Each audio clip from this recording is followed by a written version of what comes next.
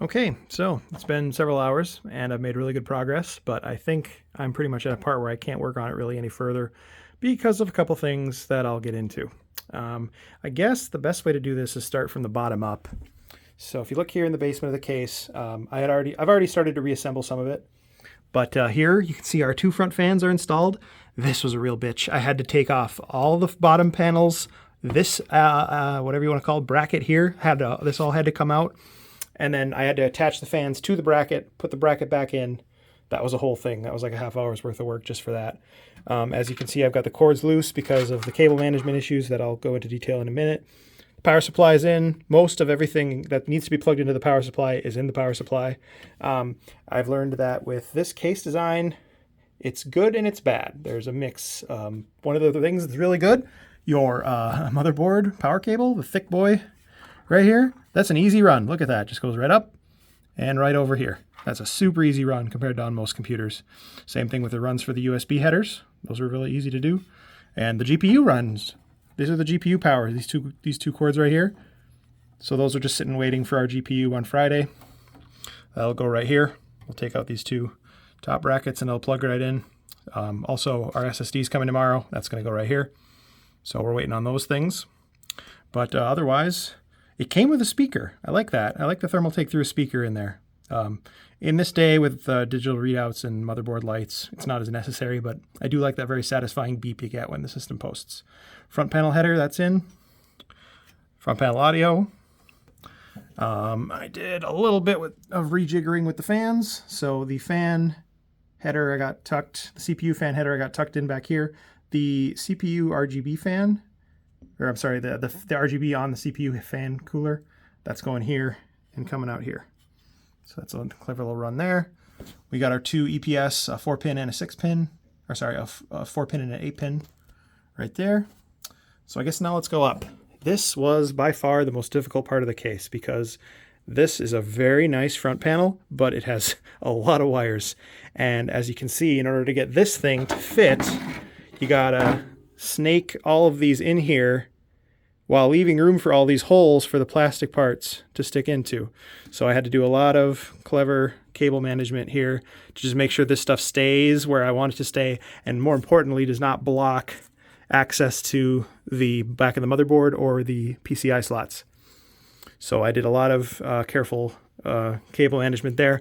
Here are our two top fans blowing up. It's actually for the best that I only did 2. I think 3 here would be really tough because I needed all of this extra space on both sides for the cable management. So yep, so we got those blowing warm case air out of the top of the case. And then come to the back.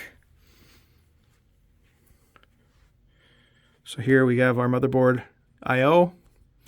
And as you can see on the back of this, there's a cutout for cables. So all the cables going out of the case will go right here. It'll look really neat. This is all cable management back here. And here's where our problem stems, because there is no way in hell I'm getting cables from down here, back here, and into the motherboard. And there's no way in hell I'm getting fan cables from here, routed along here, and back down to the motherboard. So I went ahead and did a quick rush order on some fan extension cables and some RGB extension cables. So that'll take care of that. We just won't be able to finally dial it in until Friday, which isn't a big deal because we're not getting the GPU until Friday anyway. So no harm done there. The other really nice thing about this case is it just lends itself naturally to cable management. If you look here in the center channel, I haven't even zip tied any of this. It's just naturally sitting there in between the two fans. So that'll be a really easy run to do. And then I've got just a couple other small runs, like this one down here for the SATA power, and like this one here on the side for the EPS. I might clean that up a little bit. But otherwise, all we're really worried about now are these fan runners. So I'm going to have to figure out some way. I'm going to have to daisy chain them probably. The top 2 can daisy chain, and the bottom 2 can daisy chain. So what I think I'm going to do is, I've got 4 fan headers on the motherboard. So I think I'm going to combine the 2 top ones, the 2 bottom ones, and just use 2 extensions. And I think I can get these directly to the motherboard. I'm not going to bother now because it's like with fan headers, the moment you plug one in to one fan header, the moment you realize you actually needed that one for another spot on the motherboard. So I'm not even going to try to finalize that yet until I get the extension cables. And then I just got to clean up this one. For some reason, the USB-C cable was just stupid long. Oh, and one other thing. This was extra. So we got 2 USB 3 headers, and unfortunately this motherboard only has 1 USB 3.0 header.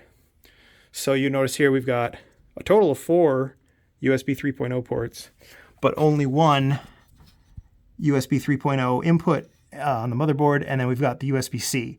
So that takes care of I believe these 2 and this one, but we also got to do something for these. So what I'm going to do is there's like a $4 adapter you can buy that lets them plug into the USB 2.0 slots right here on the motherboard, and that'll be an easy fix. Because of how difficult getting into the top I/O is going to be for the client, I do want these 2 USB ports to be workable. I don't want to present the PC to them and be like, oh, sorry, these 2 just don't work. So they'll work with that USB 2.0 adapter. They just won't be full speed. So as long as you stick to using it for like a headset or a mouse or a controller, that's fine. If you just want to make sure you plug in your hard drives and flash drives onto the ones that are full speed. So yeah, so that's it. So we're waiting on extensions, we're waiting on the GPU, we're waiting on the SSDs. Then we can actually close her up. I actually did fully close the case just now.